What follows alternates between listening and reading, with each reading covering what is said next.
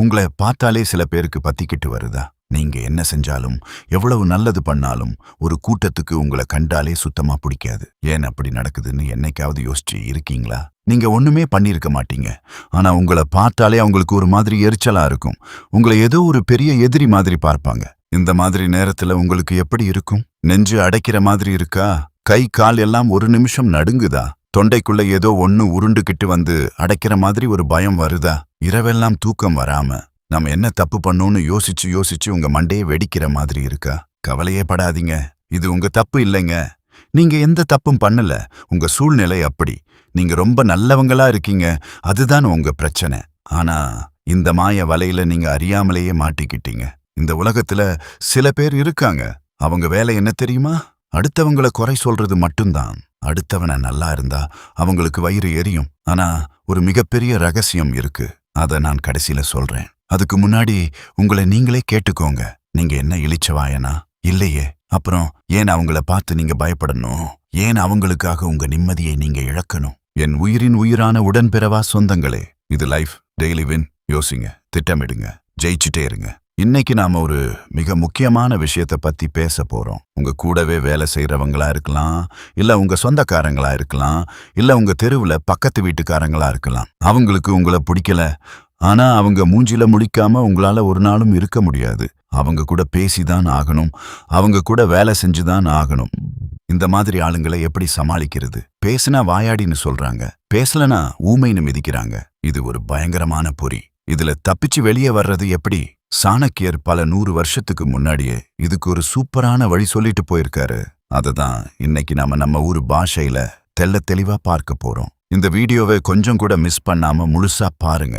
ஏன்னா நடுவுல நான் சொல்ல போற ஒரு விஷயம் இத்தனை நாளா நீங்க நம்பிட்டு இருந்த உங்க வாழ்க்கையையே தலைகீழா மாத்திடும். சொந்தங்களே, இப்போ விஷயத்துக்கு வருவோம். உங்களை பிடிக்காதவங்களை எப்படி கையாளறது?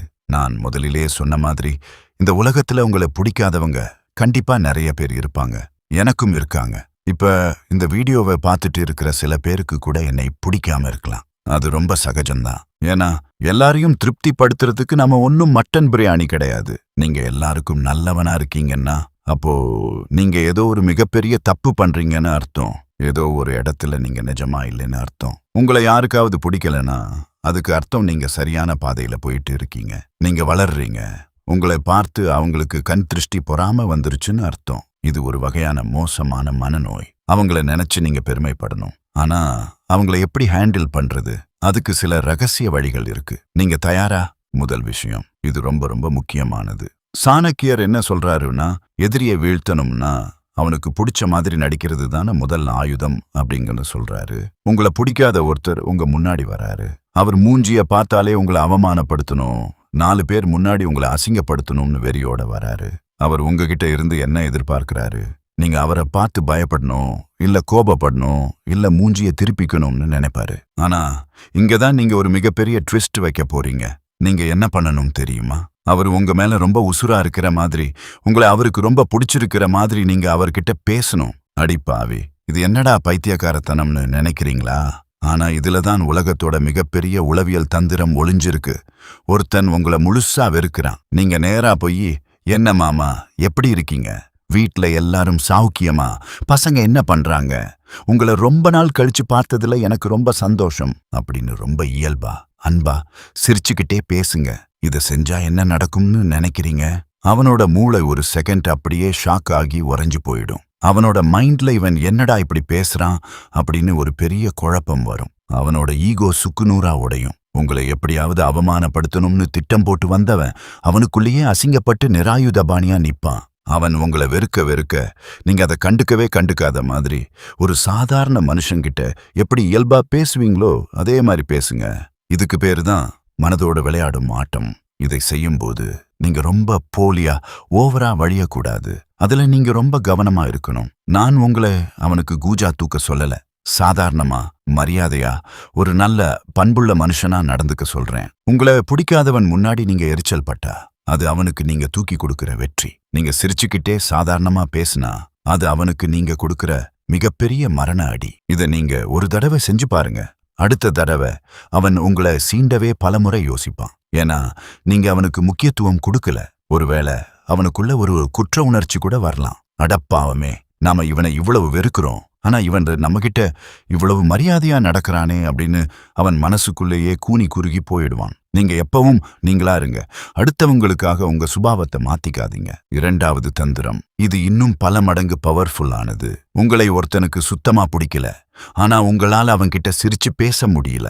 எங்கடா, இவன் மூஞ்சிய பார்த்தாலே எனக்கு ரத்தம் கொதிக்குது, எனக்கு அப்படியே கை காலெல்லாம் உதறுது, இவன்கிட்ட போய் நான் எப்படி சிரிச்சு பேசுறது அப்படின்னு நீங்க நினைச்சீங்கன்னா கவலையே படாதீங்க. அதுக்கும் ஒரு சூப்பர் ஐடியா இருக்கு. நீங்க ஒண்ணுமே பண்ண வேணாம், சும்மா உணர்ச்சியற்ற நிலைக்கு மாறிடுங்க. அதாவது உங்க கோபம், சந்தோஷம், எரிச்சல் எல்லா உணர்ச்சிகளையும் அப்படியே அணைச்சு வச்சிருங்க. ஒரு உயிரில்லாத செவுத்துக்கிட்ட பேசுற மாதிரி அவன்கிட்ட பேசுங்க.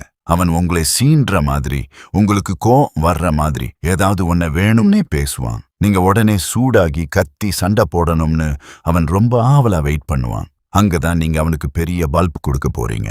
அவன் என்ன தரம் தாழ்ந்து பேசினாலும் சரி, சும்மா ஓ அப்படியா, சரிங்க, பார்க்கலாம், கவனிக்கிறேன், அதுவும் சரிதான் அப்படின்னு ஒற்றை வார்த்தையில முகத்துல எந்த ஒரு சலனமும் இல்லாம ரொம்ப சலிப்பா பதில் சொல்லுங்க. உதாரணத்துக்கு, ஒரு கல்யாண மண்டபத்துல நீங்க நிக்கிறீங்க. உங்களை சுத்தமா பிடிக்காத உங்க மாமா ஒருத்தர் வராரு. வந்து, என்னப்பா சட்டை ரொம்ப பழசா இருக்கு, வேலைக்கு எதுவும் இன்னும் போகலையா, எப்ப பாரு ஊர் சுத்திட்டு இருக்கியா அப்படின்னு உங்களை அசிங்கப்படுத்தணும்னு கேக்குறாரு.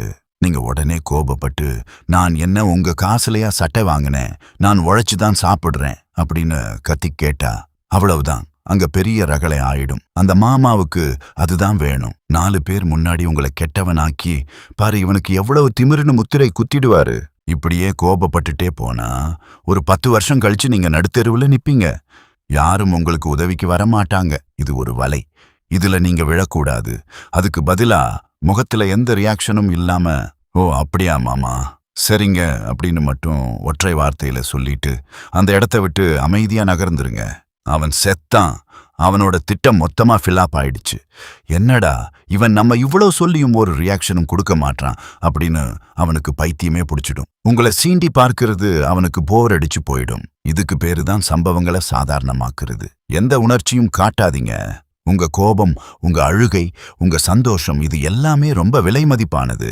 அதை இந்த மாதிரி முட்டாள்களுக்காக தெருவுல வீசாதீங்க. முழ நீளத்துல வசனம் பேசாதீங்க. சுருக்கமா வெட்டு 1 துண்டு 2ன்னு வார்த்தைகளை அளந்து வீசுங்க. 3வது தந்திரம், இதுதான் உங்க தலையெழுத்தையே மாத்தக்கூடியது. நக்கல் வேண்டாம், உண்மையை மட்டும் பேசுங்க. நம்ம ஊரு சினிமாக்களை பார்த்து பார்த்து நம்ம மைண்ட் எப்படி செட் ஆயிடுச்சுன்னா, யாராவது நம்மள ஒரு கேள்வி கேட்டா உடனே ரஜினி மாதிரி, விஜய் மாதிரி ஒரு பில்டப்பா நக்கலா ஒரு பஞ்ச் டைலாக் பேசணும்னு நினைக்கிறோம். ஆனா நிஜ வாழ்க்கையில, குறிப்பா ஆபீஸ்ல இல்ல சொந்தக்காரங்க மத்தியில இப்படி நக்கலா பேசினா நீங்க தான் பெரிய முட்டாள் ஆவீங்க. உங்களை பிடிக்காத ஒருத்தன் உங்க ஆபீஸ் மீட்டிங்ல, என்னப்பா நேத்து நீ வேலைக்கே வரலையா, வீட்ல தூங்கிட்டு இருந்தியா அப்படின்னு வேணும்னே உங்களை மாட்டி விட கேக்குறான். உங்களுக்கு கோபம் தலைக்கு ஏறும். ஆமா, நான் பெரிய அம்பானி, எனக்கு வேலை செய்ய வேண்டிய அவசியம் இல்ல, அதான் வீட்ல தூங்குனேன் அப்படின்னு நீங்க நக்கலா கோவமா பதில் சொன்னீங்கன்னா அங்க இருக்கிற மத்தவங்க எல்லாரும் உங்களை தான் தப்பா நினைப்பாங்க. இவன் என்ன இவ்ளோ திமிரா பேசுறான், மேனேஜர் கிட்டேயே இப்படி பேசுறானேன்னு உங்களுக்கு கெட்ட பேரு வந்துரும். அந்த எதிரியோட வேலையை நீங்களே ரொம்ப சுலபமாக்கி கொடுத்துட்டீங்க. இதுக்கு பதிலா அந்த நக்கலை எல்லாம் மூட்டை கட்டி வீட்டுல வச்சுட்டு உண்மையை மட்டும், நடந்ததை மட்டும் நேருக்கு நேரா பேசுங்க. நான் நேத்து வேலைக்கு வந்தேன், காலையில சரியா 9 மணிக்கு வந்தேன், இந்தா இதுதான் நேத்து நான் முடிச்ச ரிப்போர்ட் அப்படின்னு நேருக்கு நேரா அழுத்தமா எந்த நக்கலும் இல்லாம உண்மையை சொல்லுங்க. அவனுக்கு வாய் அப்படியே அடைச்சு போயிடும். அவன் கேட்ட கேள்விக்கு சரியான பதில முகத்துல அடிச்ச மாதிரி கொடுத்துட்டீங்க. அதோட அவன் மூஞ்சியில நீங்களே கரிய பூசிட்டீங்க. எந்த ஒரு நக்கலான மறைமுகமான தாக்குதலும் உங்களுக்கு வேண்டாம். நேருக்கு நேர் உண்மையோட நில்லுங்க. அடுத்தவன் உங்களுக்காக ஒரு குழியை வெட்டுவான். நீங்க கோபப்பட்ட அந்த குழியில நீங்களே போய் விழுந்துருவீங்க. இதுதான் மறைமுக வலை. ஒவ்வொரு முறை நீங்க கோபப்படும் போதும் மத்தவங்க உங்களை கெட்டவன்னு முத்திரை குத்துறாங்க. அதனால நீங்க எப்பவும் உண்மையை மட்டும் சரியான நேரத்துல எந்த நக்கலும் இல்லாம சொல்ல பழகுங்க. உங்க வார்த்தைகள் எப்பவும் இரும்பு மாதிரி உறுதியா இருக்கணும். சொந்தங்களே, இப்ப நான் முதலிலேயே உங்ககிட்ட ஒரு முக்கியமான ரகசியம் சொல்றேன்னு சொன்னேன்ல, அது என்ன தெரியுமா? மனிதர்களோட மனசு ஒரு நிலையானதே கிடையாது. இன்னைக்கு உங்களை பார்த்து பொறாமைப்படுறவன், உங்களை வெறுக்கிறவன், நாளைக்கே உங்ககிட்ட வந்து கை கட்டி நிக்கலாம். காலச்சக்கரம் எப்பவும் சுத்திட்டே தான் இருக்கும். எப்பவுமே ஜெயிச்சவனை பார்க்காதீங்க, தோத்தவனை பாருன்னு சொல்லுவாங்க. ஏன் தெரியுமா? தோத்தவன் தான் தன் உணர்ச்சிகளுக்கு அடிமையாகி தப்பு பண்ணியிருப்பான். நீங்க அந்த தப்ப வாழ்க்கையில பண்ணவே கூடாது. நீங்க புத்திசாலி. இந்த உண்மையை நீங்க புரிஞ்சுக்கிட்டீங்க. எனக்கு தெரிஞ்ச 2 அண்ணன் தம்பிங்க இருந்தாங்க. ஒருத்தன் மூஞ்சிய இன்னொருத்தன் பார்க்கவே மாட்டான். பெரிய சொத்து தகராறு, வெட்டுக்குத்து ரேஞ்சுக்கு போச்சு.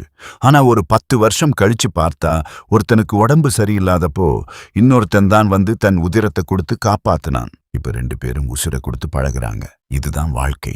இன்னைக்கு உங்களை வெறுக்கிறவங்க நாளைக்கு உங்களை நேசிக்கலாம். இல்ல உங்களை வெறுக்கிற அந்த முட்டாள் நாளைக்கு இல்லாமலும் போகலாம். எப்படி இருந்தாலும் அவங்களுக்காக நீங்க உங்க நிம்மதியை, உங்க குணத்தை, உங்க மரியாதையை ஏன் கெடுத்துக்கணும்? இந்த மேல்தட்டு மக்கள் உங்களை எப்பவும் கீழேயே வச்சுக்க நினைப்பாங்க. ஆனா நீங்க அதை உடைச்சு வெளியே வரணும். ஒவ்வொரு தடவையும் நீங்க அமைதியா இருக்கும் போதும், ஒவ்வொரு தடவையும் நீங்க உங்க கோபத்தை அடக்கும் போதும் நீங்க மாறுறீங்க. உங்களை நீங்களே ஒரு புது மனுஷனா, ஒரு சிற்பம் மாதிரி செதுக்குறீங்க. இந்த உலகத்துல இருக்கிற நிறைய பேர் உங்களை கோபப்படுத்தி உங்களை ஒரு கெட்டவனா காட்டதான் காத்துட்டு இருக்கிறாங்க. ஆனா நீங்க அவங்களுக்கு அந்த வெற்றியை ஒரு நாளும் கொடுக்க கூடாது. அவங்க உங்ககிட்ட சண்டைக்கு வரும்போது, உங்களை அவமானப்படுத்தணும்னு நினைக்கும்போது, நீங்க மேல சொன்ன இந்த 3 தந்திரங்களை யூஸ் பண்ணுங்க. 1, அவங்க உங்க மேல ரொம்ப அன்பா இருக்கிற மாதிரி நீங்க அவங்க கிட்ட அன்பா பேசுங்க.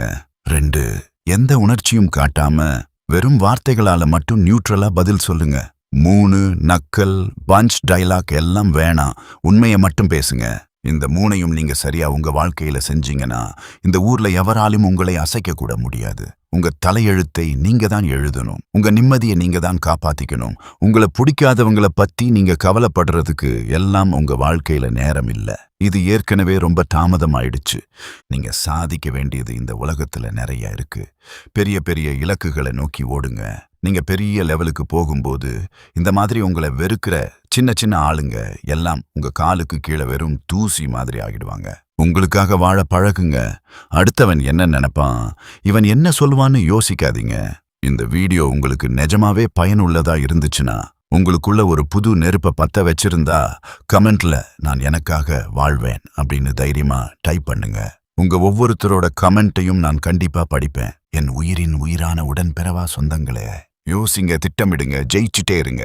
நீங்க ஜெயிக்கிறத பார்க்க நான் காத்துட்டு இருக்கேன்.